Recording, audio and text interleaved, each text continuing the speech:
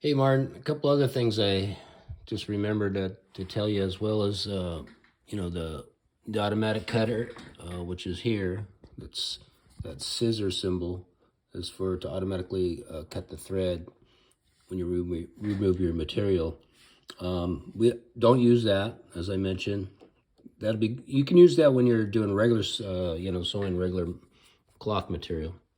But sewing paraglider lines, refrain from using that, and refrain from using, what else is, oh yeah, the needle thing. So if you put the presser foot down and you did this, I can't, I've got the wrong hand here, and you push this thing here, which is to thread the needle, this little lever here, it'll swing around. But anyhow, the manual will tell you how to use that.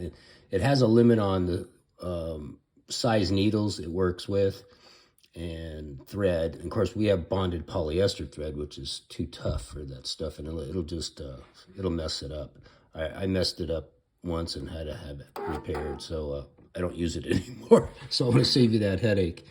The other thing was these have manual cutters too. This is the automatic cutter, but they also have a little spot here where you can drape your line over like this, and all you do is drape it over it like that and pull it, it'll cut it. But those blades in there, are designed for normal cotton thread. And if we'd use it on our bonded polyester thread, they're gonna wear out in no time. And there's also another manual cutter right here on your bobbin winder. If you were to take the thread and come around that, there's a blade in there as well. Refrain from using that as well as the other ones, because it'll wear it out real quick with our threads.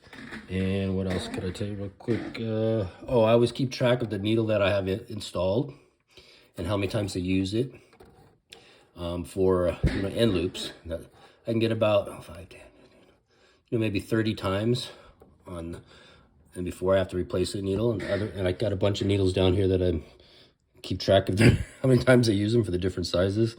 And some wear out sooner than others, and you'll know through trial and error. Also keep track of what bobbin size thread I have installed on it. The smaller needles, I get the small thread.